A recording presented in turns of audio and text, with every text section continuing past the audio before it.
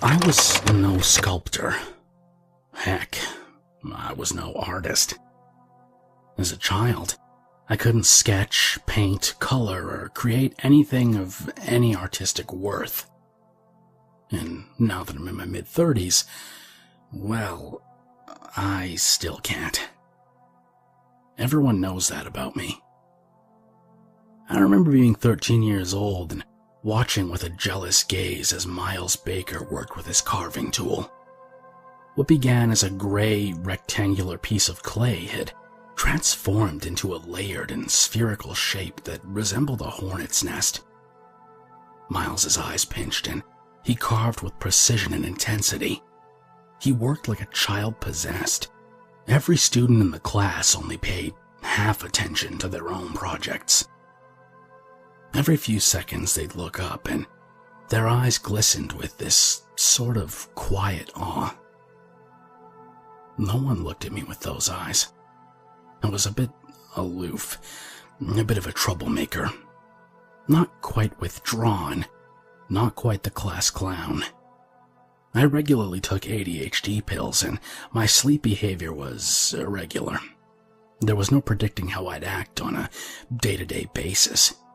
And when I was motivated, it wasn't necessarily to do the right thing.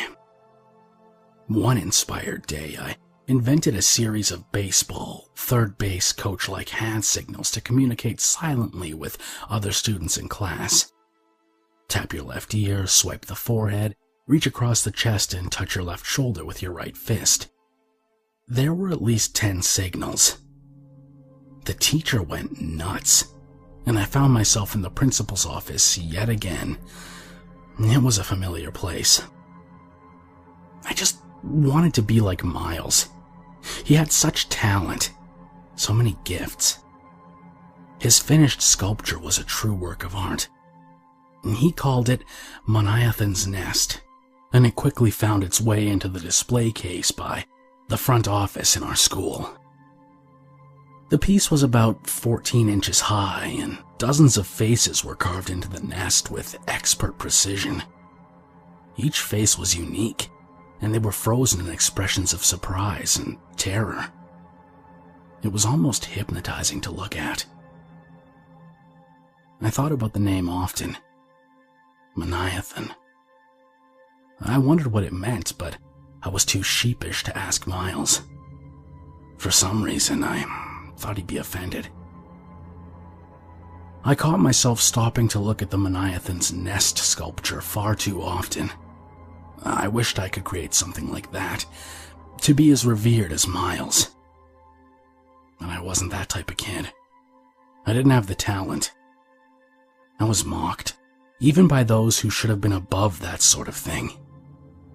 One day, I lingered too long in the hallway to study Miles's sculpture, rooted in place past the ringing of the school bell. The principal turned the corner, and he reached across his chest and touched his left shoulder.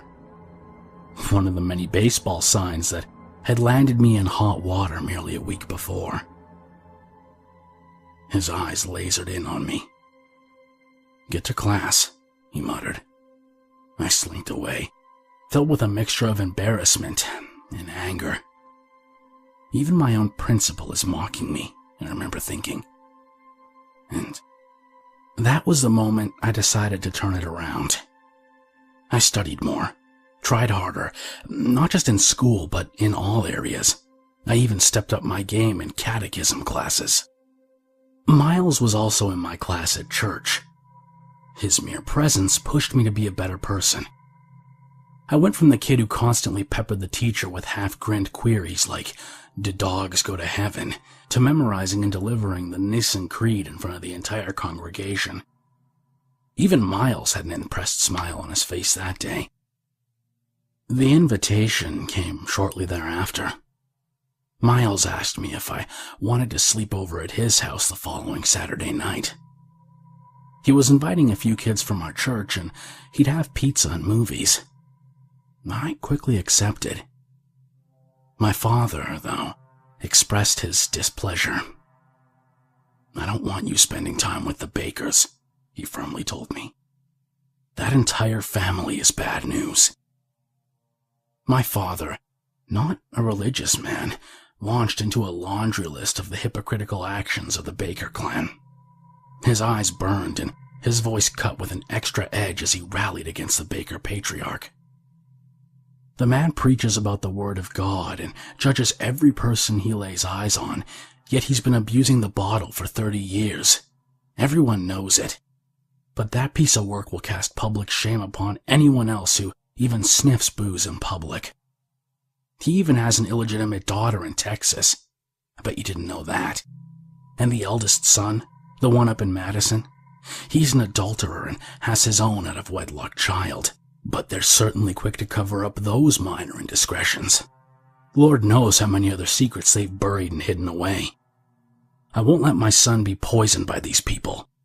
No way. But my father got sent off on a business trip that weekend, and my mother, well, she didn't raise objections. She was the one who strongly insisted I go to church and eventually get confirmed in the right place. She practically dragged me out of bed every Sunday morning. And I think she saw how much this invitation mattered to me. I didn't get invited to get-togethers often.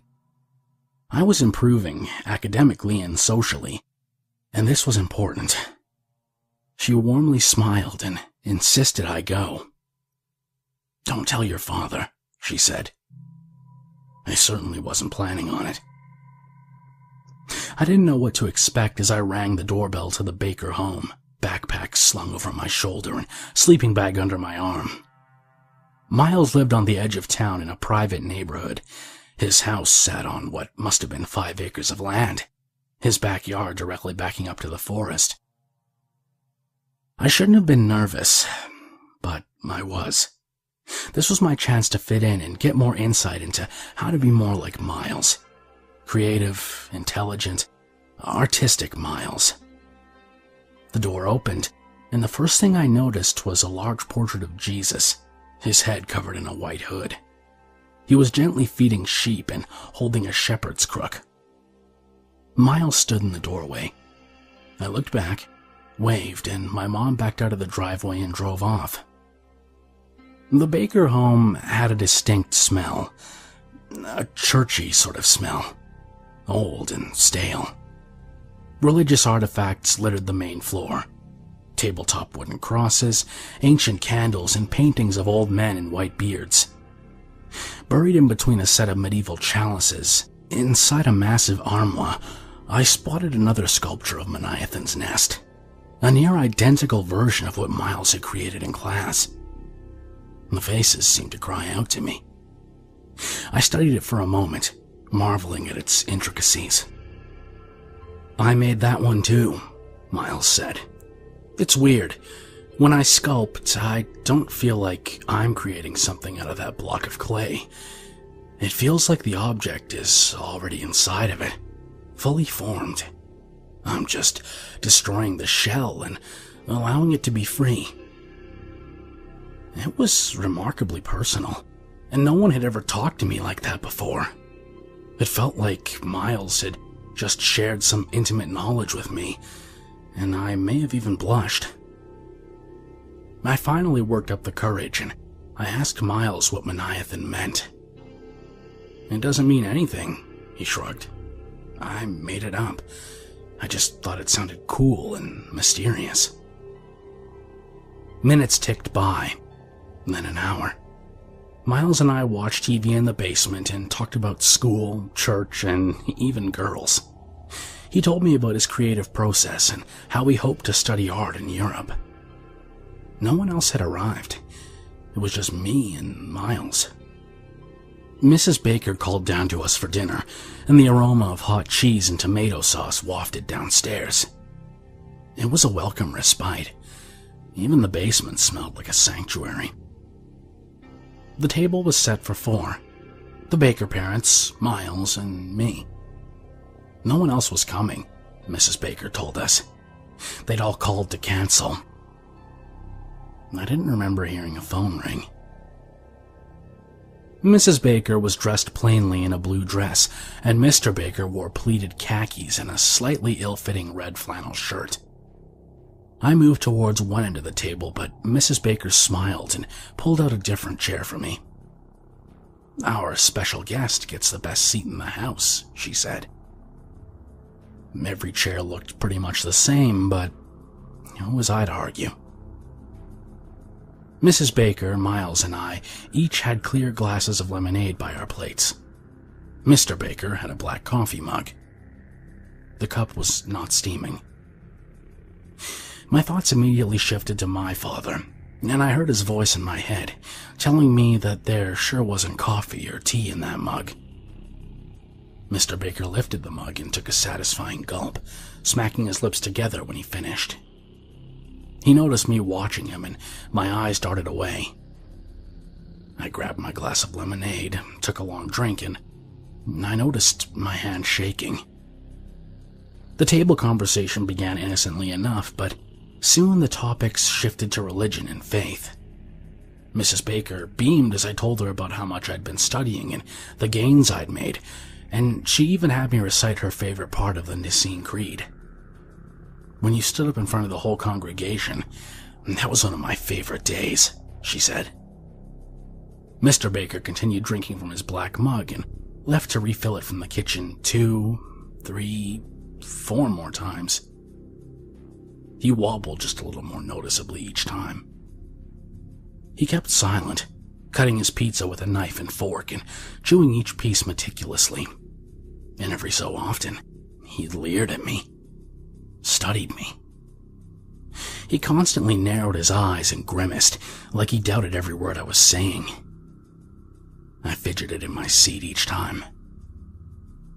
Finally, Mr. Baker spoke, but he wasn't really talking to the table. He was more talking at the table. He just wanted an audience. He went on about a few people. His mailman's gay son, the Henderson girl's alleged abortion, and his co-worker's drinking problem. All godless people. Soulless. No direction and no purpose. His head snapped at me. "And what do you think?" he asked. I tipped my glass back and nervously finished my lemonade, and out of the corner of my eye I saw Mr. Baker grin ever so slightly.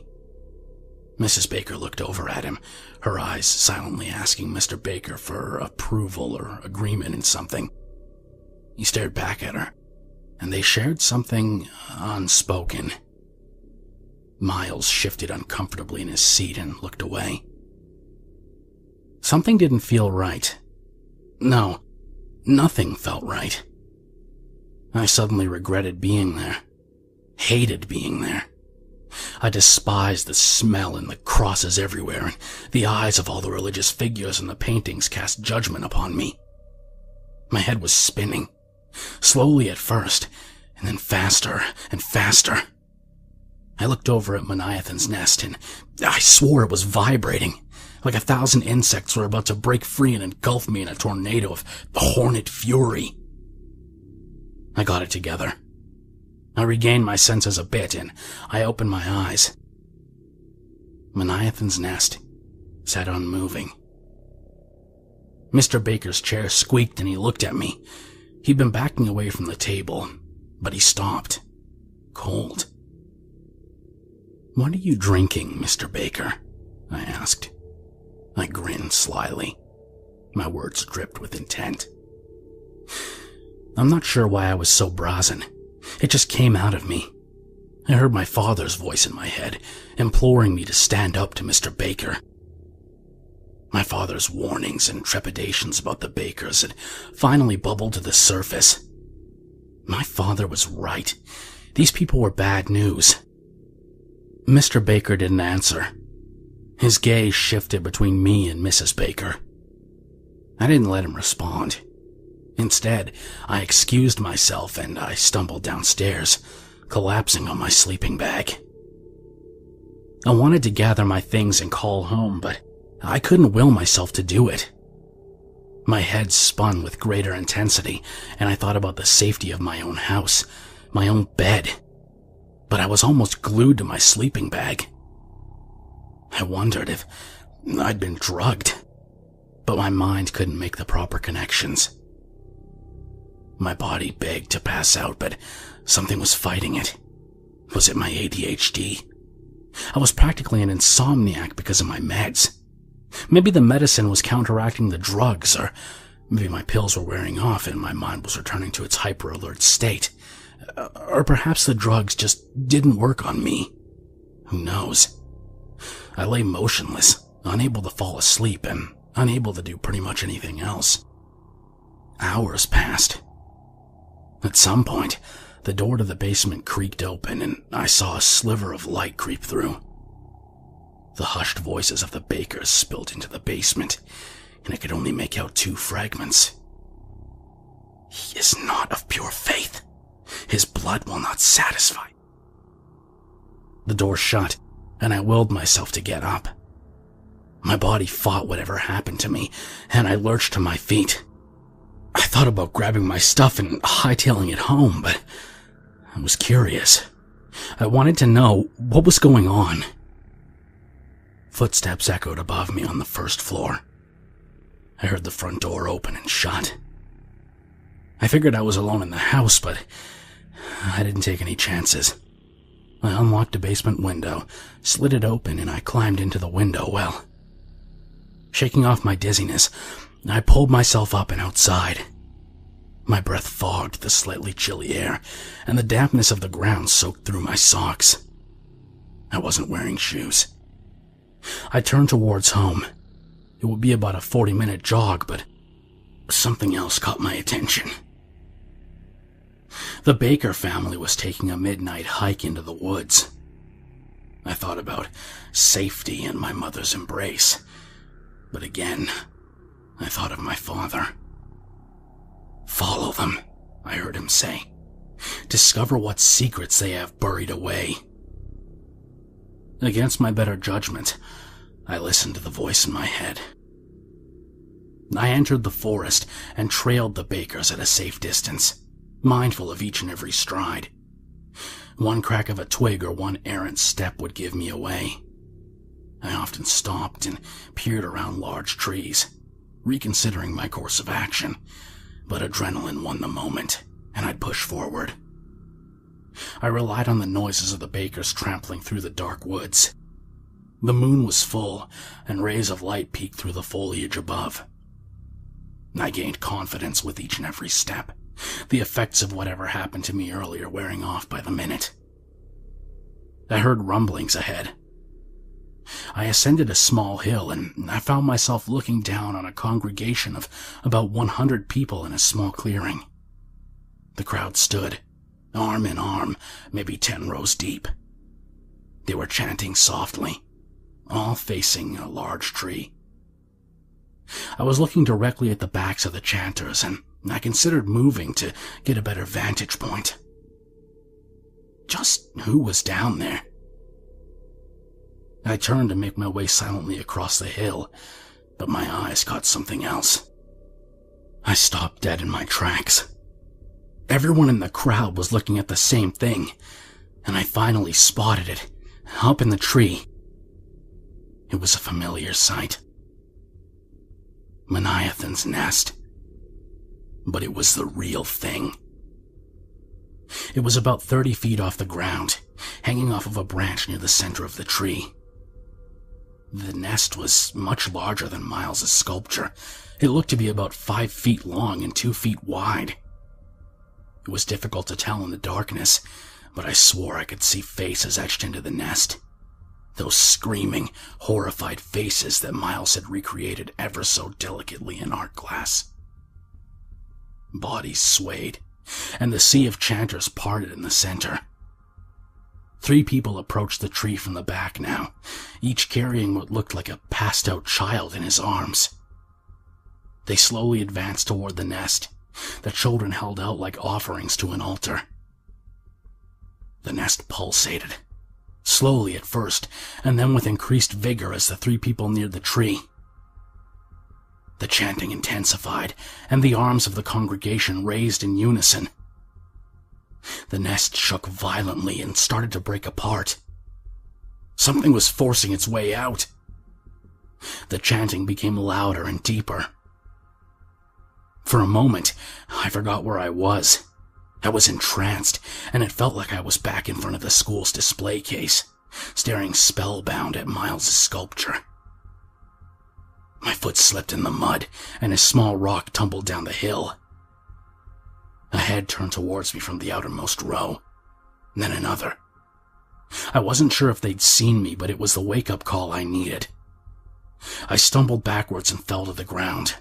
I popped up and hightailed it down the hill towards the Baker house, just as a hideous and high-pitched screech echoed through the night. My legs chugged and churned, my lungs were aflame, and my eyes burned with tears. I tore through the woods, running only on instinct, hoping I was heading in the right direction, but not sure if I was only heading deeper into the abyss of the forest. Somehow, I made it back into the Baker's backyard. I collapsed onto the ground, and I sobbed. Just a 13-year-old kid bawling his eyes out, not quite sure of the magnitude of the horrific scene he'd just witnessed. I eventually staggered to my feet, covered in mud. I ambled to the window well, climbed back inside through the window, and collapsed into my sleeping bag. I couldn't leave. They would know what I'd seen. They'd know that I'd bore witness to the ceremony and heard the terrible wail of whatever emerged from that nest. I had to pretend I'd been sleeping the whole time. I made some fast decisions. I stripped off my muddy clothes and I put on some clean shorts and a t-shirt. I cleaned up the debris I'd tracked into the basement, made sure the window well looked as undisturbed as possible, and washed my muddy clothes in the basement sink.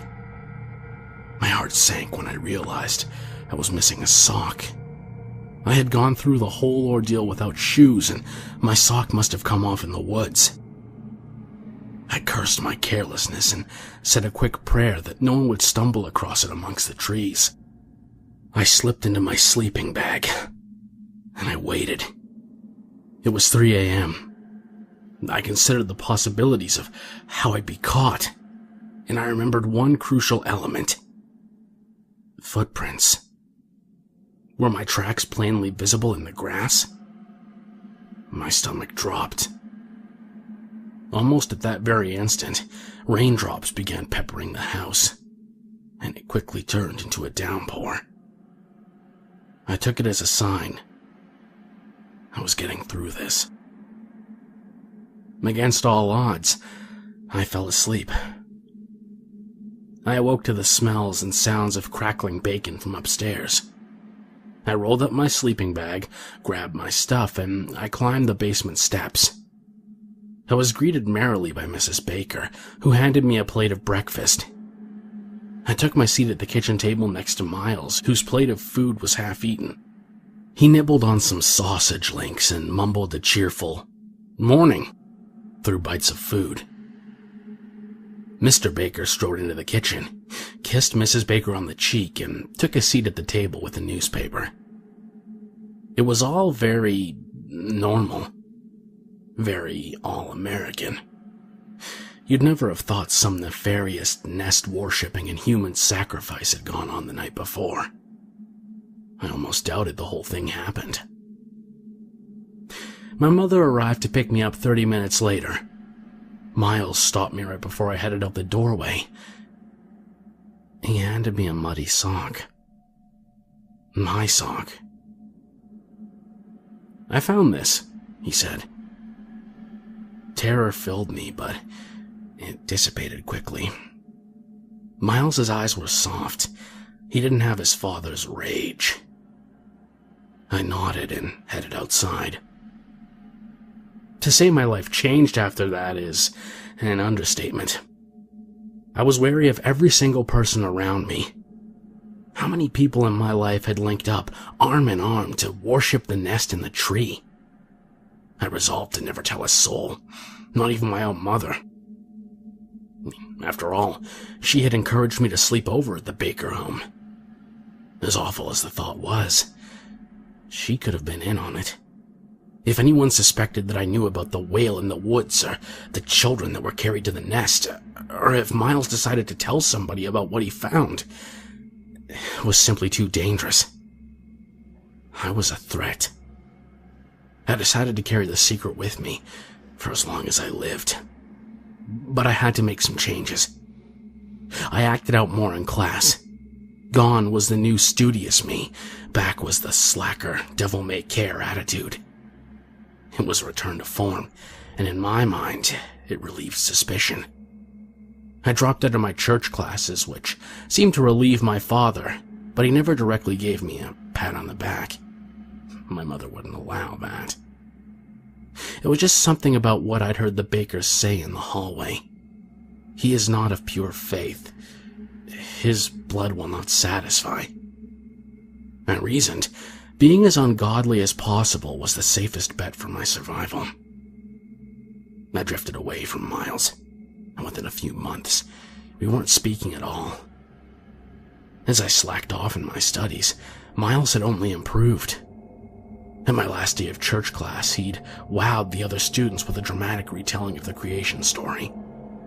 He soon was accepted to an art program overseas, and he was gone. At least, that's what everyone said. But mainly, I tried to forget. I tried to fool myself into thinking the ceremony never happened. I grew up. Middle school, high school, college. I tried to forget it all. And in a way, I almost did. The more years passed, the more the incident receded into the deepest recesses of my memory.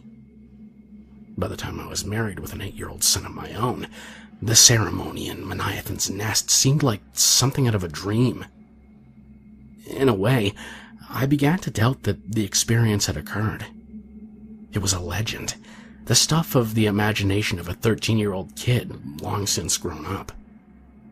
But, as is often the case, incidents we think are buried have this remarkable way of crawling to the surface. I was 36 years old, and I had just accepted a job across the country in the Pacific Northwest. I moved out to Oregon with my wife and son, and we were exploring the local churches in town. I had no interest in attending church. I wasn't a religious man, but I tagged along with my wife and son. We sat in the office of the pastor, and my eyes scanned the religious artifacts in a display on the far wall. Buried amongst the collection was a sculpture of Moniathan's nest. I choked up, unable to breathe. The memories came flooding back, each more vivid than the last.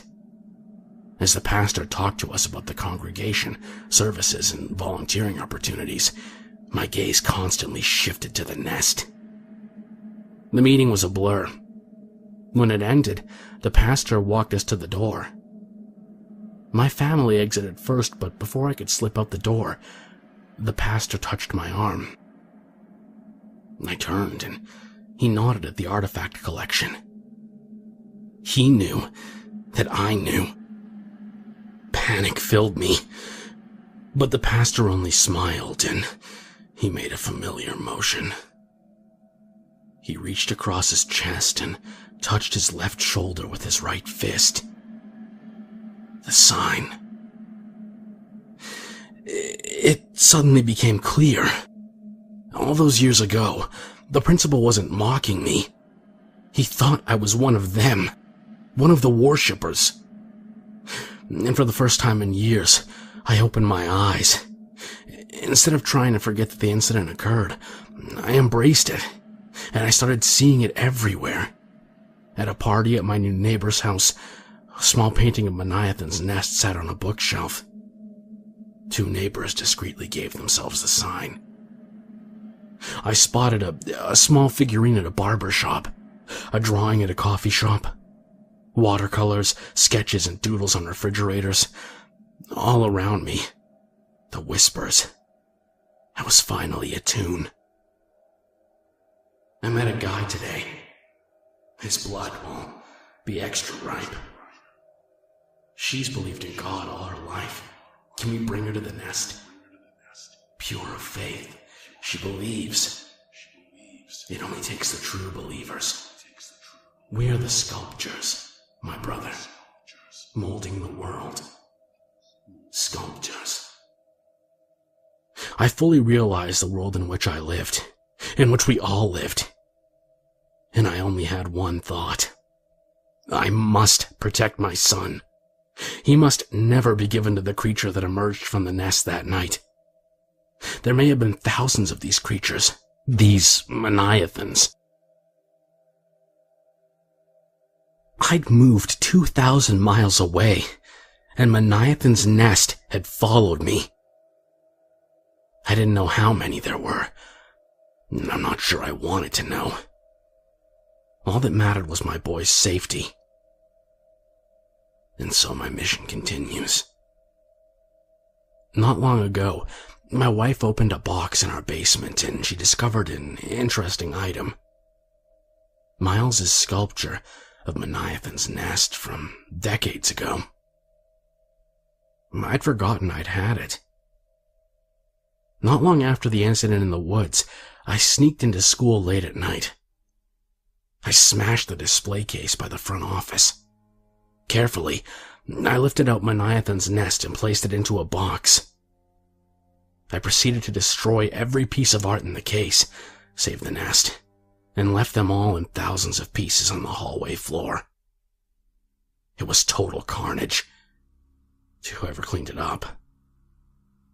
Every single student art piece was shattered beyond recognition. I needed my own Moniathan's nest, I remember thinking. This may come in handy one day. I might need to prove myself to the others so they don't offer me or eliminate me.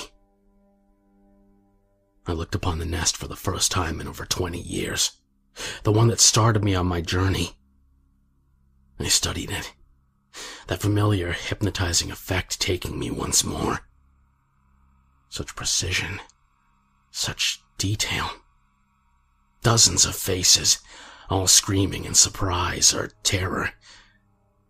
And I noticed one I didn't remember before. Maybe I'd never looked closely enough.